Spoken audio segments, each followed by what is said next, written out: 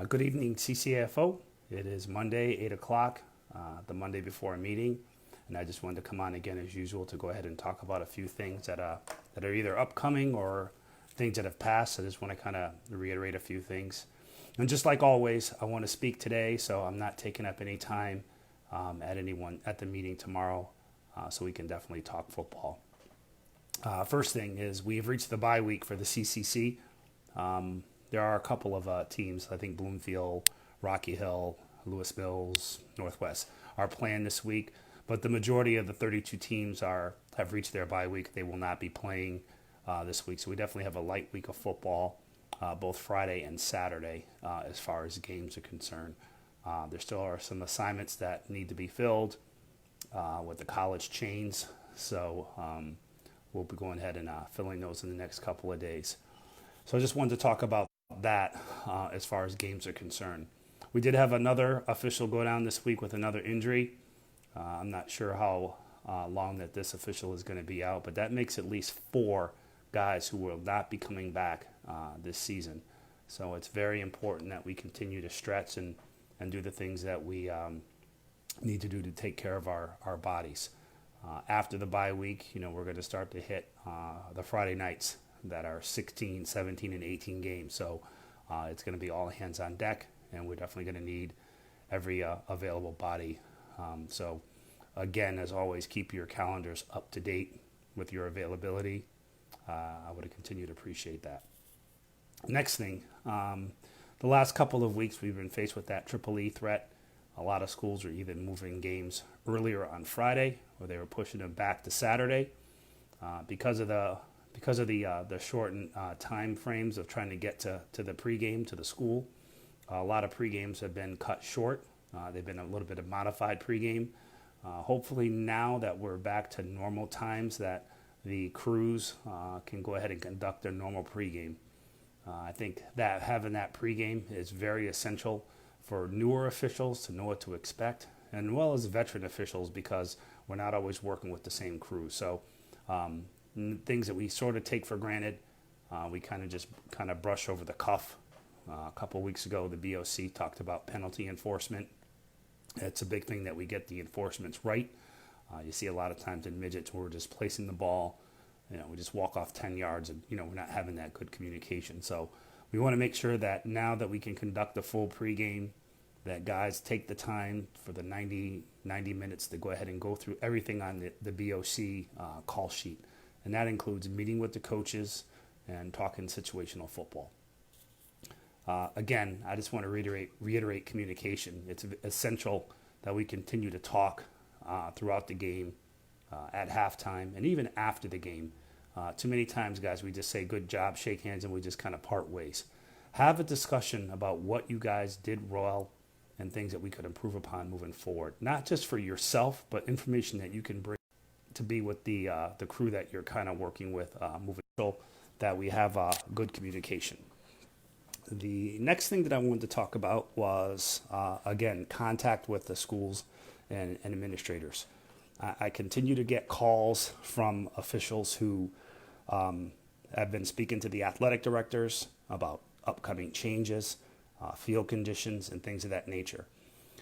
Please, again, I can't stress that enough. Please refer those calls back to myself or back to the e-board.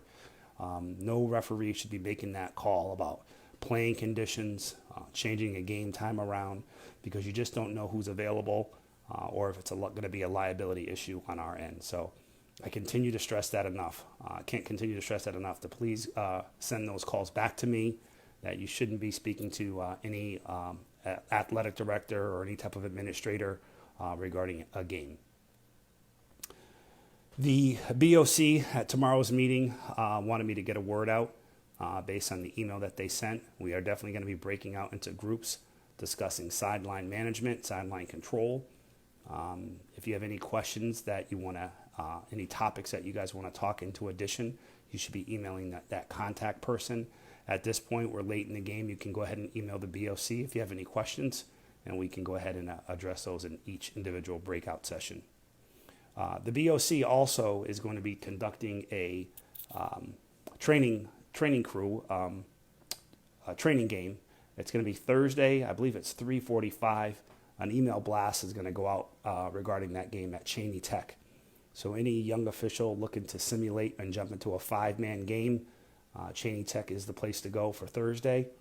And any members of the BOC who are listening to this broadcast can come over and definitely offer your tutelage and your expertise in your area, your primary position. The one thing I'm asking that our interpreters can do tomorrow is show a couple of plays regarding blindside blocks and personal fouls. The BOC sent out a document, I think that was provided by Jeremy, talking about getting the big one. There's a lot of calls that we let go.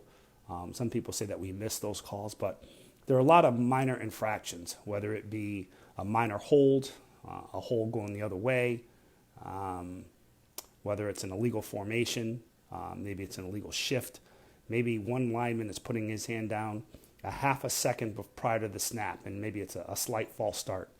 Depending on the situation of the game, those are flags. That's preventative officiating. Sometimes it's a talk to. If you're looking across the line and you see two receivers are off the line and your guy is off, and you know that far end should be up on the line of scrimmage, as an opposite official, you shouldn't be throwing a flag for 5 men in the backfield, especially if the covering official on that other side isn't punching him off the line of scrimmage. That's when you want to get to say, hey, is he on or is he off? Because you're not punching. So that's going to be a way to save us from throwing unnecessary flags. So those are also communication devices that we can discuss. Give a wave with 2 fingers. Try to get that other official's attention, about that official. Get him on the line because, hey, I'm getting flack from this coach behind me about your guys in no man's land. So some flags can be avoided. Are they impactful on the play? Those are the things that we need to ask ourselves. But we need to make sure that we can continue to get the flags of safety.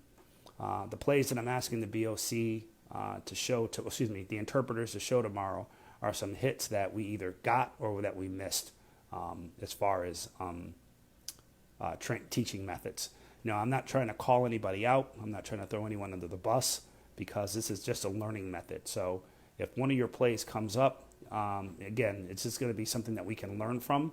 And again, it goes back to that communication and talking about keys.